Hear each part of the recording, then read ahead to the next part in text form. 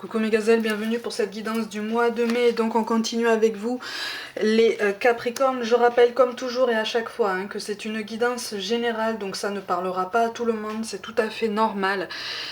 Essaye de prendre vraiment ce qui te fait réfléchir de façon vraiment pertinente pour pouvoir avancer et avancer plutôt vers ton bonheur personnel en premier lieu. D'accord ?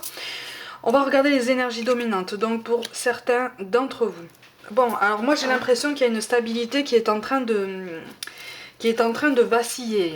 Il y a quelque chose qui est en train de vaciller. Il y a peut-être un engagement sur le long terme qui est remis en question. On ne se sent plus si à l'aise que ça, en fait, dans une relation. Moi je vois en fait un duo qui est en balance, qui se pose beaucoup de questions. Mais j'ai l'impression qu'en fait on se pose des questions des deux côtés. Simplement on ne cherche pas forcément à avoir des réponses. Ou en tout cas on ne cherche pas forcément le dialogue. Les deux campent sur leur position pour différentes raisons, mais par rapport au même souci en fait. C'est-à-dire que vous avez un désaccord en commun, mais vous refusez, chacun refuse de communiquer dans les grandes lignes. Chacun refuse de communiquer pour pouvoir déjà se faire comprendre et puis après écouter et mieux comprendre l'autre. Donc en fait le dialogue est bloqué là. Et j'ai l'impression, pour certains d'entre vous, j'ai l'impression qu'en fait il y a eu un emménagement de l'un chez l'autre et c'est comme si celui qui est arrivé n'arrivait plus à trouver sa place. On lui a pas donné sa place, on lui a pas donné l'opportunité de bien prendre ses marques, de bien s'approprier les lieux. En fait, c'est comme si plus ou moins consciemment on lui avait toujours fait sentir qu'en fait il ou elle n'était pas chez lui. Peut-être que c'est toi, peut-être que c'est en face de toi et que ça a été fait inconsciemment. Mais il y a comme une remise en question en fait d'un engagement, il y a comme une remise en question d'une légitimité. C'est très dur à vivre, hein. C'est très dur à vivre parce que ça remet en question beaucoup de convictions personnelles, beaucoup de certitudes, ça remet en question un sentiment de sécurité émotionnelle, pas spécialement matériel mais émotionnel. J'ai l'impression que pour certains vous avez quand même construit... Pour certains, vous avez construit un foyer, vous avez fondé une famille, donc il y a quand même beaucoup de bouleversements. Alors je dis pas que c'est quelque chose qui va amener à la séparation, attention, on reste maître de nos décisions et de nos choix, retiens bien ça. C'est juste que là il y a un questionnement, c'est un passage à vide, voilà, c'est un creux, il y a comme une saturation de tout, mais alors des deux côtés. Ouais, il y a un découragement, effectivement.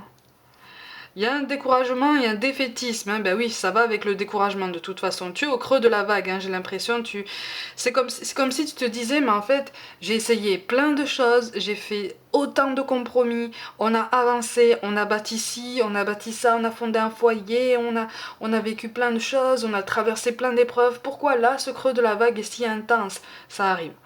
C'est ce qu'on est en train de vous dire, ça arrive. En tout cas, on veille sur toi très fort, d'autant plus fort que d'habitude, et puis surtout on te conseille, on t'invite vivement à essayer de te relever. Il y a une fatigue émotionnelle, il y a une fatigue nerveuse, il y a beaucoup d'énervement aussi. On est tendu, on est fébrile, on se pose des questions, et on est triste aussi. On est triste par rapport au devenir de la situation, par rapport au devenir du duo. Alors, pour beaucoup d'entre vous, pour une très grande majorité d'entre vous, c'est quelque chose de passager. C'est quelque chose de passager. Mais effectivement, il va falloir se remettre en question des deux côtés. Et c'est en fait en ça que le travail est quand même particulièrement difficile. Je te montre quand même les cartes de synthèse, donc ce vers quoi tu vas potentiellement, en fonction de tes décisions et de tes choix. Il y a un refus de communication de toute façon. Il va y avoir une occasion qui va se présenter pour justement mettre fin à cette période de tension, cette période de non-dit, cette période où finalement on se regarde passer, on pense certaines choses, on voudrait les dire mais on se tait, on garde tout en nous. Il y a quand même un gros désaccord qu'il va falloir remettre sur la table. C'est ce désaccord qui bouleverse en fait votre équilibre et votre bien-être, le fait que vous soyez focus. Vous avez traversé des épreuves, là je m'adresse à des couples qui sont quand même bien installés dans la vie, qui sont quand même ensemble depuis longtemps. Il y a un bouleversement normalement qui devrait avoir lieu mais qui est ralenti. Quand je parle de bouleversement, attention, il n'est pas question de choses négatives, c'est pas forcément négatif un bouleversement. C'est juste qu'à un moment donné vous devez passer un cap, et c'est ce cap qui vous fait peur à tous les deux. C'est ce cap qui vous fait peur à tous les deux. Donc il n'est pas forcément question d'une séparation. Pour certains, l'un des deux commence à s'éloigner et l'autre refuse cet éloignement. Effectivement. L'autre refuse cet éloignement et ne sait pas comment s'en sortir par rapport à tout ça. Pour une plus grande majorité, en fait, on refuse de remettre sur le tapis ce désaccord parce qu'on a l'impression que ça va remettre le feu aux poudres, ça va attiser les rancœurs, les incompréhensions, les tensions, et on n'a pas envie que ça aboutisse de la façon dont on craint que ça aboutisse, en fait. On a l'impression on a l'impression de régresser, on a l'impression... On est au creux de la vague, c'est une petite forme là, hein, c'est une petite forme. Bon, dis-toi que c'est passager quand même, hein. C'est passager, mais vous avez tous les deux besoin de repos. Alors j'ai l'impression qu'on vous dit, essayez de passer du temps seul. Alors essaye de passer du temps seul avec toi-même. Essaye aussi de passer du temps seul avec cette personne, sans personne autour. Tu vois, sans cercle familial, sans amis, vraiment sans personne, pour que vous puissiez discuter en toute transparence et puis en toute tranquillité, possiblement en terrain neutre. Tu vois, où il n'y a pas d'objets qui vous rappellent des souvenirs en commun, où il n'y a pas de choses qui vraiment vous rappellent à votre histoire et au moment de votre vie, en fait, que vous semblez regretter, entre guillemets. C'est comme si vous vous disiez, ah là là, mais ça sera plus jamais comme ça, mais comment est-ce qu'on peut arranger les choses? Est-ce qu'on peut arranger les choses? J'ai l'impression que pour beaucoup d'entre vous, en fait, l'un des deux se demande comment arranger les choses, l'autre se dit, est-ce qu'on va pouvoir arranger les choses? Tu vois la nuance dans les propos? Vous voulez tous les deux arranger la situation, mais vous n'abordez pas la situation justement de la même façon. Sauf que comme il n'y a pas de communication, comme il n'y a pas d'échange, il y a une mise en retrait, hein, de toute façon. Il y a comme un statu quo en fait. On laisse les choses se tasser comme ça, on laisse les choses se passer.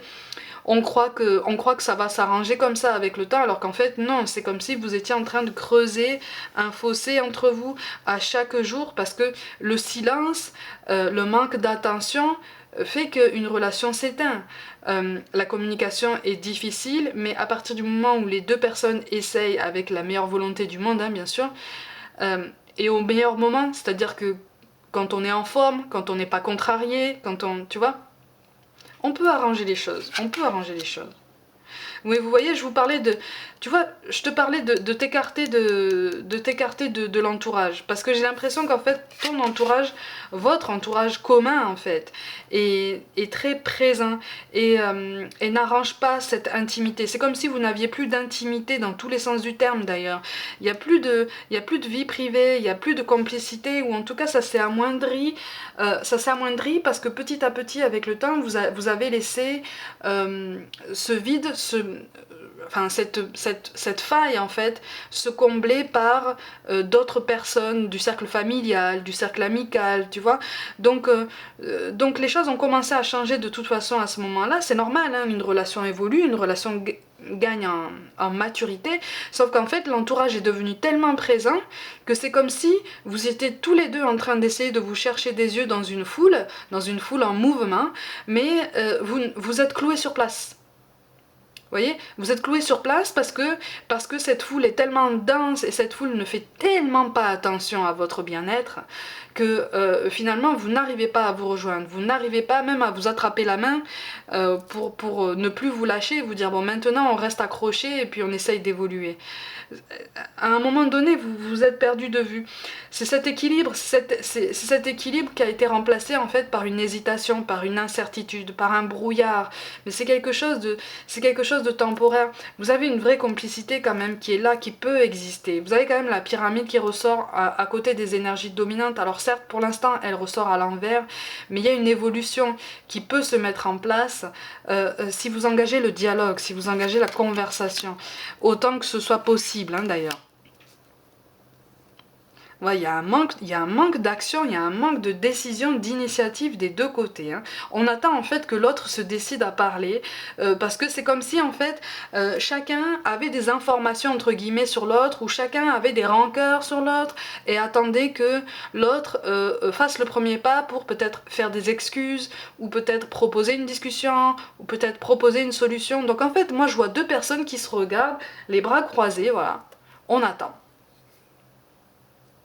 Mais on attend quoi, en fait? On attend quoi? Parce que cette communication, elle est possible. L'occasion de communiquer va arriver. Elle va se présenter. Pour moi, elle ne s'est pas encore présentée là. Hein. Elle va arriver. D'ailleurs, vous allez le sentir. Mais vous risquez tous les deux d'avoir peur d'engager la conversation. Et là, on est en train de vous dire, à partir du moment où tu sens, à ce moment-là, que les conditions sont bonnes, ou en tout cas meilleures que d'habitude pour pouvoir discuter, vas-y, essaye d'engager la conversation en arrondissant un peu les angles. Ouais. Il y a un refus il y a un refus d'un éloignement en fait. Hein. Il y a quand même beaucoup d'amour hein, entre vous encore. C'est ça le pire. Enfin le pire. Le plus positif à remarquer ne se remarque pas. En ce sens que vous avez encore un attachement. Vous avez non seulement de la tendresse, mais beaucoup d'amour, beaucoup de considération chacun pour l'autre. Mais on refuse. Et pour certains, on me confirme encore que pour une toute petite partie d'entre vous, effectivement, l'un des deux voudrait s'éloigner, pas forcément définitivement, mais voudrait s'éloigner, et l'autre est en train de ralentir le processus parce qu'on refuse cet éloignement, on refuse ce changement de situation. Tu vois, il y a une belle transformation qui pourrait se mettre en place, mais effectivement, il y a une colère qui doit passer là. Il y a une colère qui doit passer, il y a un désaccord par rapport à une situation professionnelle de l'un de vous. J'ai l'impression que l'un de vous deux est dans une situation professionnelle assez tendue, assez délicate au vu du contexte actuel. Hein, et ça a porté préjudice en fait à votre duo. Il y a une mauvaise communication. Vous voulez vous en sortir tous les deux, vous voulez vous entraider tous les deux, mais sauf que vous ne voyez pas les choses de la même façon, vous n'abordez pas les choses de la même façon en fait. Ouais, tu vois avec la carte du bélier, ah, on est face à face. Bon, de toute façon, il va y avoir une discussion. Attention aux mots qui pourraient dépasser la pensée. Hein. Attention aux mots qui pourraient dépasser la pensée. Il y a quelque chose qui est vraiment positif dans votre lien, c'est que votre attachement est encore là. Voyez, votre tendresse, votre amour est encore là. Mais c'est vrai qu'il y a un entourage, encore une fois, il y a un entourage beaucoup trop présent. Beaucoup trop, des deux côtés. Hein. Enfin, beaucoup trop présent en ce sens que vraiment ça vous a complètement enlisé dans quelque chose dans lequel de toute façon vous ne vous reconnaissez plus, ni l'un ni l'autre en fait. Mais ça va engager une belle réflexion, ça va engager quelque chose de très profond. Hein. Mais effectivement, ça va appuyer un petit peu là où ça fait mal, c'est normal. Hein. Il y a des mots comme ça qui piquent un peu, mais c'est pour mieux te faire rebondir, c'est pour mieux te faire réfléchir, prendre conscience de ta chance et rebondir, tu vois. Ouais, avec le 9 de bâton, oui, c'est ce que je te dis. Tu es à la fin d'un cycle normalement de... Aïe, aïe, aïe. Aïe, aïe, aïe, aïe, aïe. Aïe, aïe, aïe. Ah, en quatrième carte, en cinquième carte, on a quand même le pape. Donc c'est quand même un bel aboutissement. Bon, de toute façon, ça confirme qu'en fait là, tu es à la fin d'un cycle d'incompréhension, un cycle de souffrance, d'angoisse. Pour certains d'entre vous, de toute façon, tu dors mal. Hein. Tu dors mal, tu te poses beaucoup de questions. J'ai l'impression que celui qui dort mal est celui aussi qui vit une situation professionnelle particulièrement bancale ou délicate, voire même précaire, hein, qui a besoin de soutien, qui aurait besoin, pas d'assistance, de soutien. J'ai l'impression que c'est très important pour la personne concernée en fait de préciser que tu n'as pas besoin d'assistance mais de soutien. Mais ça on a du mal à le comprendre. On fait l'amalgame entre les deux, on fait l'assemblage. Il y a beaucoup de fatigue aussi. La fatigue fait qu'on comprend mal certaines choses. La fatigue fait aussi qu'on s'exprime mal aussi, tu vois. Avec l'ermite de toute façon, mais c'est ça. De toute façon, ça tombe en plus avec Uranus. Il va y avoir effectivement comme une mise en retrait. De toute façon, cette mise en retrait émotionnelle, cette mise en retrait au niveau de l'expression, elle est déjà présente. Mais on va continuer sur une mise en retrait qu'on aura du mal à accepter, d'accord? Qu'on aura du mal à accepter. Il y aura beaucoup d'hésitation par rapport à un cap important que vous devez passer. Mais pour moi, c'est quelque chose qui est vraiment signe, qui est vraiment gage de maturité et de stabilité plus marquée en fait. Et c'est très étrange comme... tu vois, regarde. C'est ça qui pose un peu problème aussi. C'est ça qui pose un peu problème. Regarde ce qu'il y a quand même en dos de deck. On te parle de dépendance affective. Vous n'êtes pas tous dans ce schéma, mais ça rejoint en fait ce que je dis quand je dis que dans une petite partie d'entre vous, l'un des deux voudrait s'éloigner pour respirer et l'autre refuse ce changement, refuse cet éloignement. Vous allez trouver une solution. Hein. Avec la carte du pape, de toute façon, il va y avoir un changement. N'oublie pas, tu as la carte de la transformation. Il va y avoir un changement avec une décision à prendre, mais cette décision, en fait, on va prendre beaucoup de temps, justement, à la choisir et à la définir. Hein. On va mettre du temps à poser les mots sur ça, à essayer de voir un petit peu dans quelle direction on avance, et puis surtout, de quelle façon on avance. Mais il va y avoir une solution positive, en fait, à partir du moment où cette conversation aura lieu. Tu vois, parce que là, c'est une conversation qui est capitale en fait. C'est une conversation pivot dans votre relation, dans l'évolution de votre duo. Il y a quelque chose en fait qui doit être vraiment mis à jour et qui certes risque de faire un peu mal sur le coup, mais en fait vous partagez les mêmes... J'ai l'impression que vous partagez les mêmes angoisses, les mêmes peurs, les mêmes blessures, les mêmes déceptions. Mais vous avez une façon différente de vous exprimer. C'est pour ça qu'on vous parle de détermination. Persévérance et patience sont la clé d'une issue positive. On te reparle d'une issue positive et tu as la carte du pape qui tombe en carte finale. Donc tout ce qui est blocage matériel ou financier, ça va s'arranger aussi, tu vois. C'est aussi pour ça que on va se mettre, pour beaucoup d'entre vous, à l'écart comme ça. On va essayer de réfléchir, on va essayer peut-être qu'il va y avoir une pause, qu'on va prendre le temps en fait de prendre une décision, parce qu'entre temps il va y avoir une évolution professionnelle pour l'un des deux. Tu vois, et c'est ça aussi qui va jouer en faveur de votre duo. On te parle d'harmonie. Le chaos se manifeste lorsque nous essayons de résister au flux naturel de la vie. Tout fonctionne par cycle, chaque étape de la vie a un sens et une raison d'être.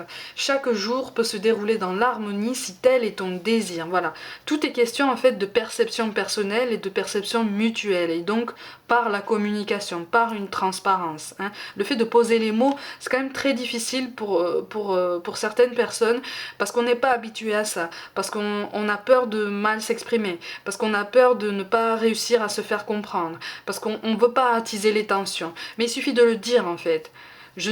Moi je sais pas comment m'expliquer parce que j'ai peur d'attiser les tensions, mais je veux bien essayer de t'expliquer si tu ne te braques pas. Tu vois, il y a toujours un moyen de négocier avec ça. Mais encore une fois, protégez votre duo, essayez de mettre un petit peu plus de barrières, parce qu'il y a beaucoup d'entourage intrusif, hein, qui vous empêche justement de retrouver ce calme. Et enfin, on te parle de mystère divin. Aligne-toi avec le soleil, la terre, la lune et les étoiles qui ne font qu'un avec le grand tout. Le mystère divin se dévoile à chaque instant, sans le pouvoir de l'ici et maintenant, soit dans le moment présent, et célèbre les merveilles de la création. Oui, effectivement, on t'invite à t'aligner là. Et pour s'aligner, il faut de la tranquillité, il faut de l'intimité, il faut une sérénité et un silence, aussi bien autour de soi qu'en soi, pour justement écouter son silence et écouter son intuition, lui donner la parole en fait, lui donner de l'attention. Tu as déjà les réponses en toi, n'oublie pas que tu as la carte du pape en carte finale. Une belle transformation peut se mettre en place, c'est juste que là, vous traversez une période un peu chaotique qui demande effectivement de prendre sur soi et de prendre du recul par rapport à tout ça, et même de faire du tri dans l'entourage pour pouvoir vous recentrer sur vous-même si vous choisissez d'aller dans cette direction. Mes gazelles, comme d'habitude, prenez soin de vous, croyez en vous. Pour toute guidance personnelle, envoyez-moi un mail, abonnez-vous à ma chaîne, likez, commentez, partagez autour de vous autant que le cœur vous en dit, je vous y invite vivement. Rejoignez-moi sur Facebook et Instagram, notamment pour des petites guidances au quotidien. Je vous envoie tout mon soutien et je vous dis à très vite.